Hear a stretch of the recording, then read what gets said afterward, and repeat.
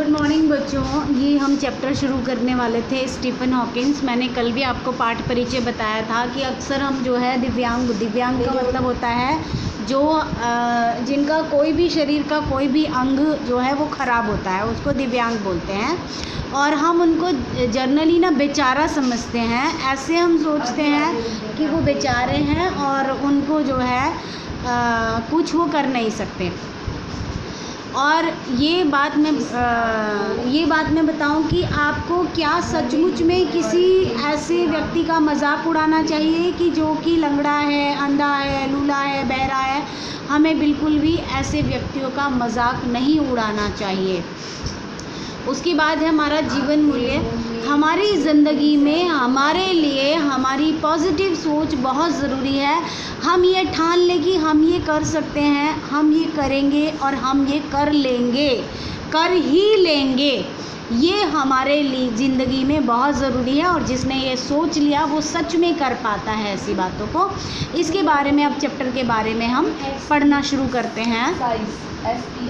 आप एक ऐसे व्यक्ति को कल्पना कीजिए जो चल फिर नहीं सकता, बस व्हील चेयर के सहारे वो इधर उधर आ जा पाता है। ऐसे व्यक्ति के बारे में जानकर आपको तब और ज़्यादा हैरानी होगी जब आपको पता चलेगा कि वह बोल भी नहीं पाता।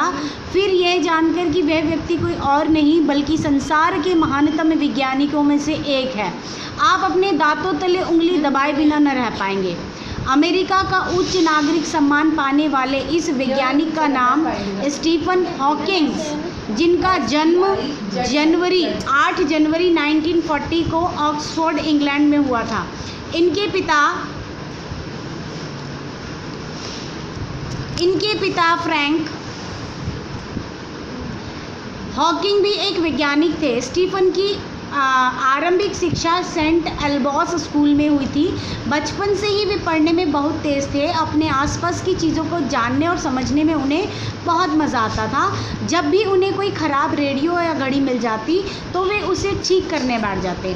पढ़ाई का क्रम समान रूप से चलता रहा और 1959 में स्टीफन ने ऑक्सफोर्ड विश्वविद्यालय में प्रवेश लिया।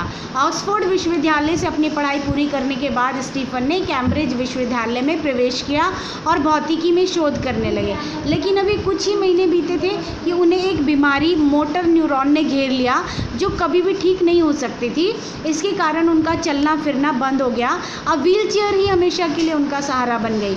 इसी दौरान उनकी मुलाकात जेन वाइल्ड नामक एक लड़की से हुई जिससे आगे चलकर उनका विवाह हो गया। 1966 में स्टीफन हॉकिंग को कैम्ब्रिज विश्वविद्यालय से पीएचडी की डिग्री प्राप्त हुई।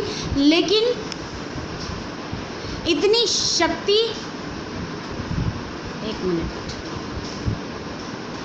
डिग्री प्राप्त हुई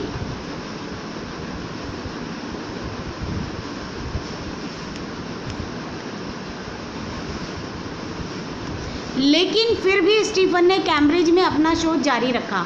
मात्र 37 वर्ष की आयु में वे ल्यूकासियन प्रोफेसर के पद पर नियुक्त किए गए। न्यूटन और बाद में डिराक जैसे प्रसिद्ध वैज्ञानिक भी इस पद की शोभा बढ़ा चुके हैं। अपने व्याख्यानों और लेखों में स्टीफन ने दुनिया भर के विज्ञान प्रेमियों को खूब प्रभावित किया है। अपने एक व्याख्यान में स्टीफन ने कहा, हमारा ब्रह्मांड निरंतर फैलता जा रहा है। जैसे किसी गुब्बारे पर 2 बिंदु बना दिए जाएं और उसके बाद गुब्बारा फुलाया जाए तो वे बिंदु एक दूसरे से दूर होते चले जाएंगे पर रहेंगे गुब्बारे पर ही। यही बात ब्रह्मांड और ग्रहों पर भी लागू होती है। जहां एक और स्टीफन अपनी विलक्षण प्रतिभा और कड़े परिश्रम से दुनिया को नवीनतम जानकारी देते रहे, वहीं दूसरी ओर प्रकृति लगातार उनकी अपंगता बढ़ाती चली जा रही थी। 1985 में उन्हें भयंकर न्यूमोनिया हुआ। इस बार उनके बोलने की शक्ति भी चली गई। ऐसे में उनके सामने गंभीर समस्या खड़ी हुई। इस समस्या के हल के लिए उन्होंने एक छोटा सा कंप्यूटर अपनी व्हीलचेयर के साथ में लगवाया और एक स्पीच सिंथेसाइजर भी इस कंप्यूटर के साथ में लगवा दिया।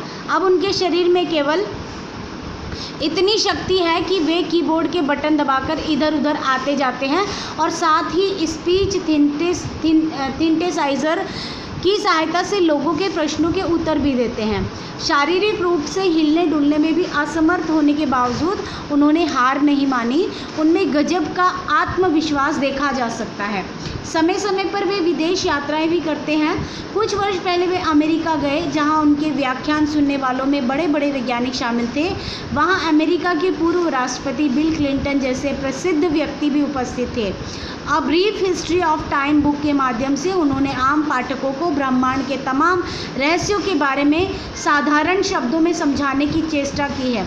वे लिखते हैं, मुझे सबसे ज़्यादा खुशी इस बात की है कि मैंने ब्रह्मांड को समझाने में अपनी भूमिका निभाई, इसके रहस्य लोगों को बताए और मैं इस पर किए शोध कार्यों में अपना योगदान दे पाया। मुझे गर्व होता है जब लोगों की भीड़ मेरे काम को जानना चाहती है। ये बच्चों आपका चैप्टर कंप्लीट है। इसके बाद आप इसको सुनेंगे, समझेंगे और उसके बाद एक्सरसाइज हम डिस्कस करेंगे।